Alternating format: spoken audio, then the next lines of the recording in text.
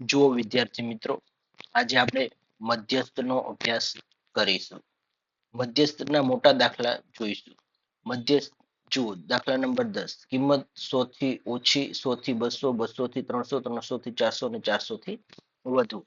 આવૃત્તિ આપણને આપેલી છે 49, 89, 148, 64 અને 39. બરાબર. તો જુઓ દાખલા નંબર 10, તેમાં કિંમત શું આવશે? તો જુઓ, 100 થી ઓછી, 100 થી 200, 200 થી 300, 300 થી 400, 400 થી વધુ. આવૃત્તિ એફ, આવૃત્તિ એફ, એફ આપણને કેટલા આપેલા છે? તો કે 49, 89, 148, 64, 39.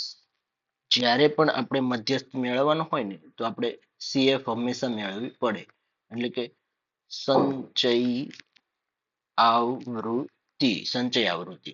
તો 49 પ્લસ 89 કરશો એટલે આવશે 138. બરાબર, 138. હવે 138 માં 148 પ્લસ કરશો એટલે તમારે આવશે 286. તેમાં પાછા 64 પ્લસ કરશો એટલે 350 અને 389. એન તમારો કેટલો છે? 389. હવે એમ નું ફોર્મ્યુલા મૂકો, n ડિવાઇડ 2 માં અવલોકનની કિંમત. n કેટલા છે?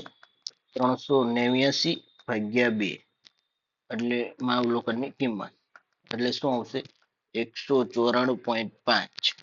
હવે આ જે 194.5 છે ને, એ તમારે તેની અંદર જોવાના છે. સંચય આવૃત્તિની અંદર તમારે 194.5 કોની અંદર સમાય છે? સંચય આવૃત્તિની કોલમમાં જુઓ તો કે 286 છે ને, એની અંદર 194 આવે છે. તો એની ઉપર જે વેલ્યુ હોય ને, તેને આપણે સીએફ કહેવાનું છે. તેની સામેનો જે વર્ગ હોય તેને મધ્યસ્થ વર્ગ કહેવાય. બરાબર, શું કહેવાય? મધ્યસ્થ વર્ગ. એટલે આપણે અહીંયા લખવાનું મધ્યસ્થ વર્ગ કયો છે? તો કઈ કે 200 થી 300. બરાબર, 286 ની અંદર 194 સમાય છે.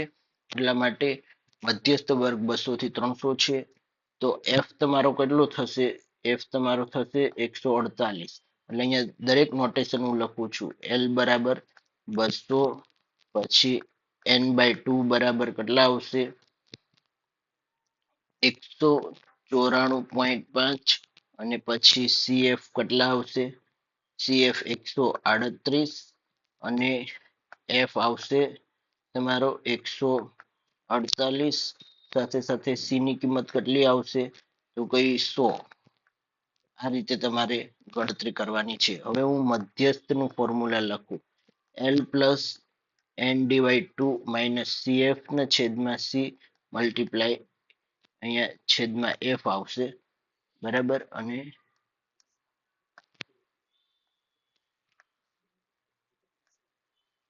અહીંયા શું આવશે? છેદમાં એફ અને મલ્ટીપ્લાય સી. હવે એલ ની કિંમત કેટલી છે? 200 પ્લસ n/2 194.5 માઇનસ સીએફ કેટલું છે? 138. એફ ની વેલ્યુ 148 અને સી 100. હવે તમે જુઓ, 200 પ્લસ 194.5 માઇનસ 138. એ રીતે તમે ગણતરી કરશો એટલે આખાનું સોલ્યુશન શું આવશે?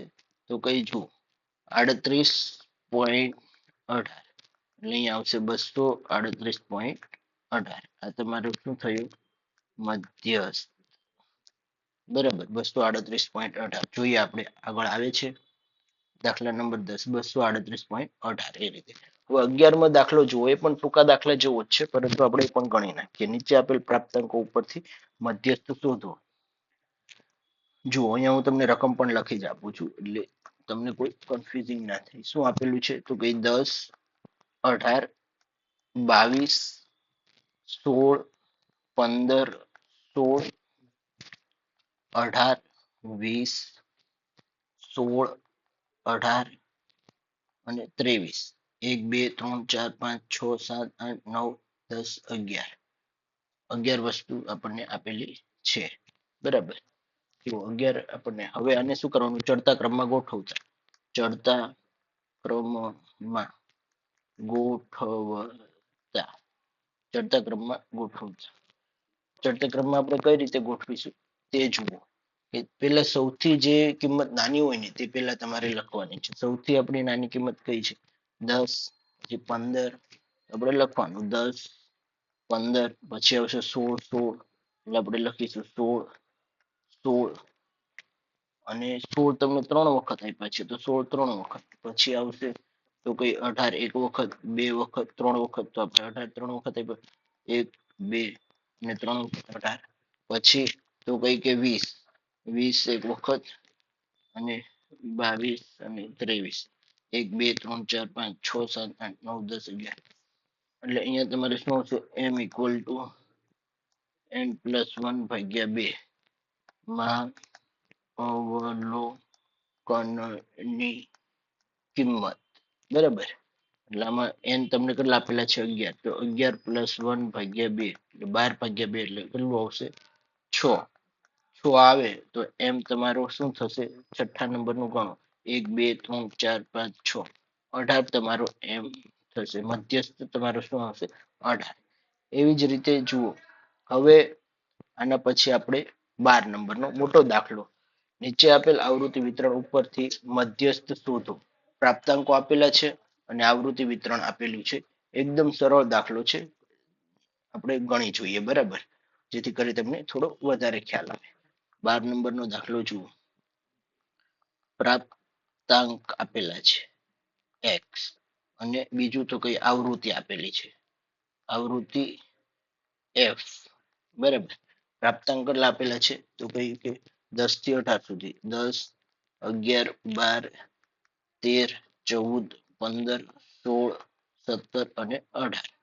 હવે આવૃત્તિ તો કઈ 5, 2, 10, 28, 36, 21, 17, 12 અને 9.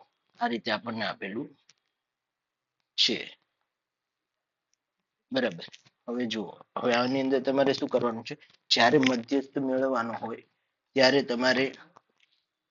તમારે CF મેળવવાનું છે. CF સંચય આવૃત્તિ. બરાબર. સંચય આવૃત્તિ મેળવવાની છે. 2, 7, 17, 45, 81, 102, 119, 131, 140. આ રીતે મેળવવાની છે સંચય આવૃત્તિ. એટલે m તમારો શું થશે? n+1/2 માં અવલોકનની કિંમત. બરાબર. એટલે n આપણને કેટલો આપેલો છે? તો કઈ n 140 આપેલો છે. તો કઈ 140 + 1/2 એટલે આમાં શું આવશે? 70.5. 70.5 આવશે. જુઓ 70.5 આવશે. એ તમારે શેની અંદર આવશે? તો કઈક 81 ની અંદર તમારો 70.5 આવશે. બરાબર. એટલે આમાં તમારે શું લખવાનું છે? 81 ની અંદર જે છે ને એ 70.5 એટલે તમારો મધ્યસ્થ કેટલો થશે? 14. બરાબર. એટલે આપણે આમાં લખવાનું CF ના ખાનામાં જોતા 81 માં અવલોકનની કિંમત 14 છે. તેથી કહી શકાય કે 70.5 માં અવલોકનની કિંમત પણ 14 છે. અવલોકનની કિંમત પણ 14 છે. બરાબર. એટલે અહીંયા તમારો મધ્યસ્થ કેટલો થશે? જુઓ. તમને આન્સર પણ આપેલા જ છે સાથે. મધ્યસ્થ 14 થશે. હવે આપણે 13 નંબરનો એક દાખલો ગણી જોઈએ. બરાબર, એ પણ સરસ મજાનો દાખલો છે. બરાબર, તમને મધ્ય કિંમત, પ્રાપ્તાંકો અને આવૃત્તિ આપેલી છે. એકદમ સરળ દાખલો છે, છતાં પણ આપણે તેનો અભ્યાસ કરી જોઈએ. બરાબર, જુઓ 13 નંબરનો દાખલો. તેમાં શું આવશે? પ્રાપ્તાંક એક્સ અને આવૃત્તિ. આવૃત્તિ કેટલી આવશે? એફ. આમાં તમને શું આપેલું છે તે જુઓ.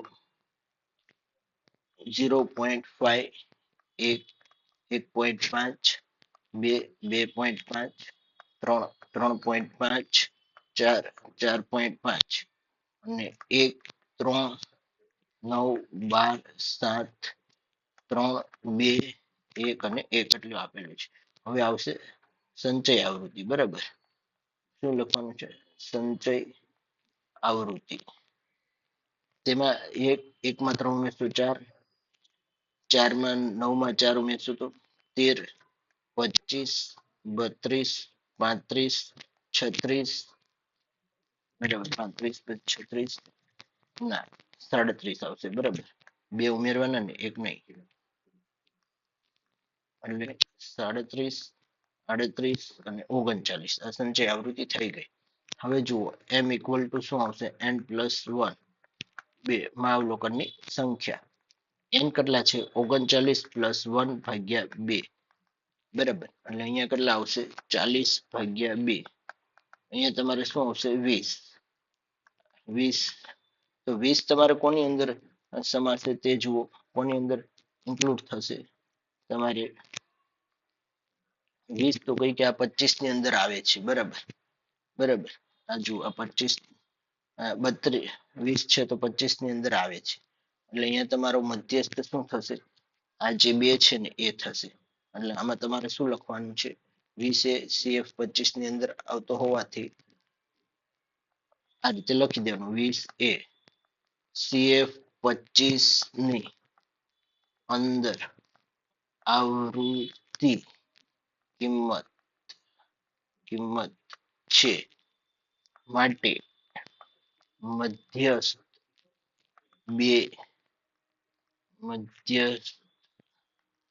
M2 છે.